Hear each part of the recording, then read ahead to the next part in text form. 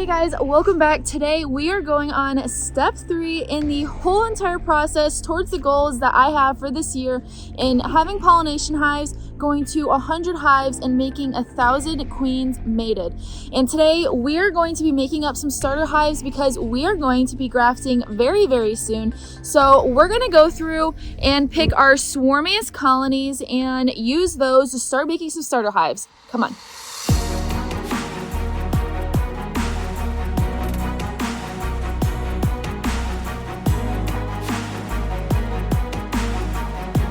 So one of the things that Casey and I noticed when we got these colonies is how many bees are in these hives.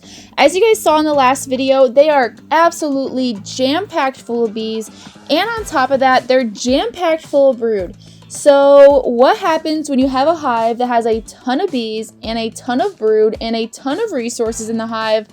Well, that is the perfect swarming conditions. They sure do like to land on you and drill their head into you. It doesn't help these gloves. I think it might be because these gloves are kind of furry, so you might think they're like a bear or something. So they anticipate as fur, so that's why it's like. Yeah, probably. This is all I have at the moment. I need to go get some latex gloves. So in order to prevent these hives from swarming on us, we're going to end up doing some splits here pretty soon. So we're going to get some queens ready for them just in case any of the queens in our walkaway split do not take.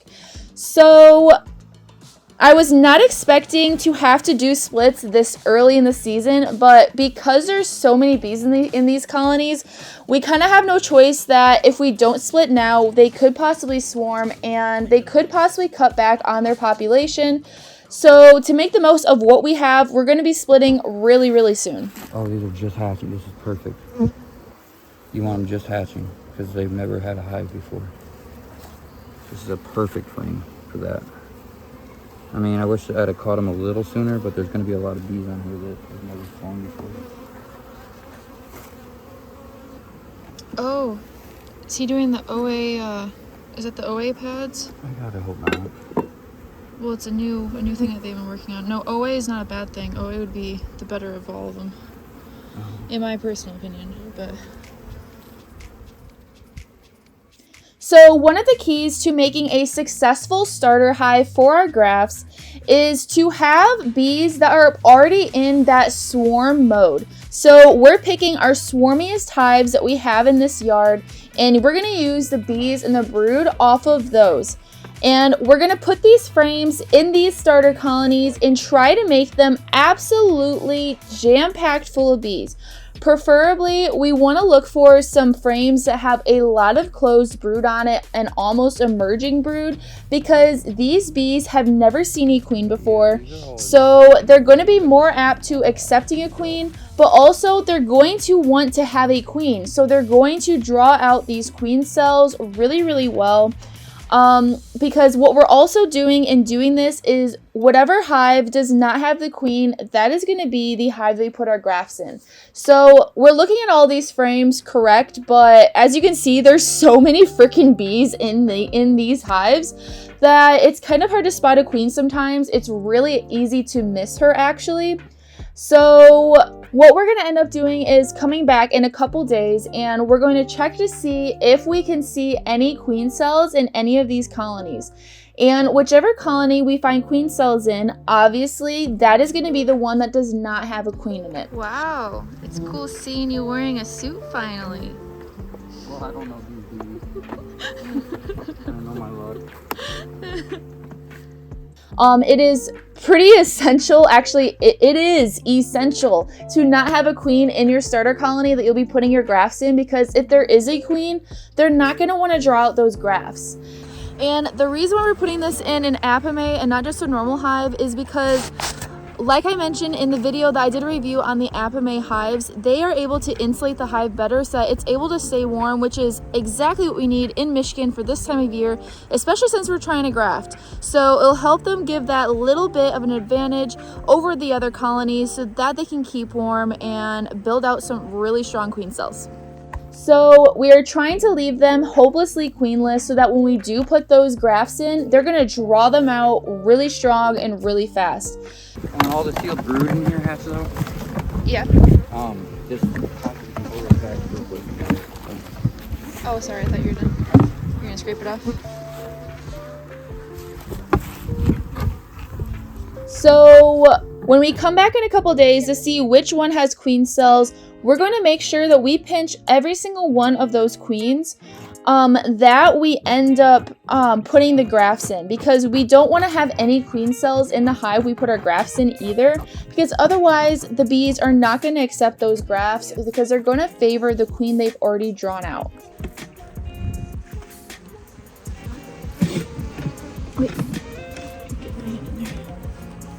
Okay. Convenient thing about Apamace, they have handles.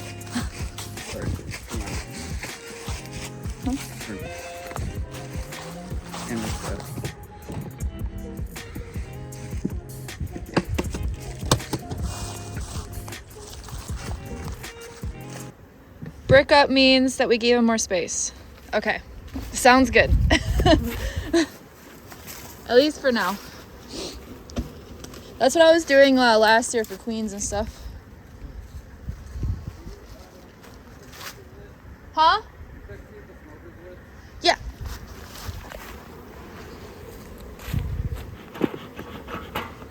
Yep. Well, needs more stuff.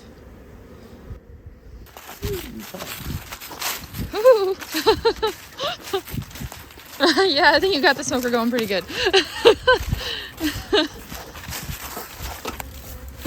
Is this the one you're doing? This one right here? Yeah. Okay. And if we don't end up pinching those queens, we'll most likely move them over to another colony that has a split. Since, like I said, I'm going to be splitting very, very soon because the weather is really starting to warm up here. For the next week, it's looking to be around 50s to almost 60 degrees. So Michigan is finally almost getting there. Hopefully the dandelions will be blooming here very soon, because we are definitely going to be feeding these bees, these hives, to keep them as strong as they are. Which that means that I'm going to start mixing up some either 1 to 4 or 1 to 5 feed. I also love that these frames are easy to break apart because this cluster is so big, or this colony is so big that they are keeping it warm. And the reason why I say this ratio for sugar water is because a year ago I was told by a commercial beekeeper that this is the way to get your hives to build up really fast in the springtime, is to use 1 to 4 or 1 to 5. And that's because this thinner consistency pretty much mimics nectar. So they anticipate it as a nectar flow starting to come in, so they really start brooding up and making bigger colonies so that they can start hitting that flow. Looks like a lot of resources, which they're currently eating. I don't blame them. There's something really fun to source out. I have to filter the drones out. Keep them There's a ton of drones. That's just me. That's so funny you just said that. I was just about to say, yeah, it just means that it's a healthy colony, so that's a good thing.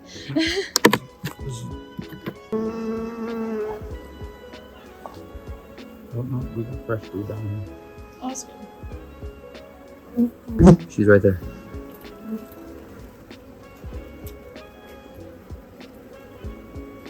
She is beautiful.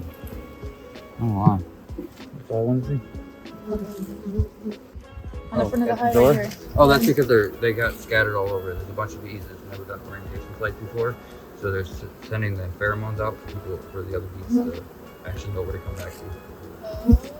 The queen's in there. Yeah.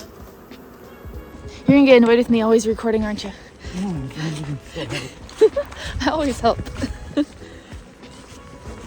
Right here. Easy peasy. And just like that, we have all of our starter hives started so that we can start grafting in 5 days.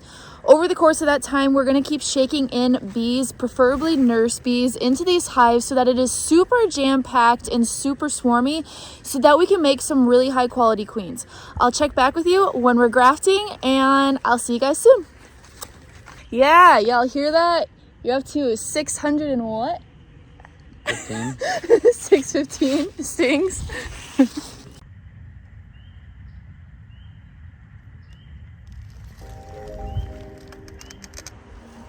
That has got to be one of my favorite sounds. All the bees buzzing and those frogs in the background. Seriously, music to my ears.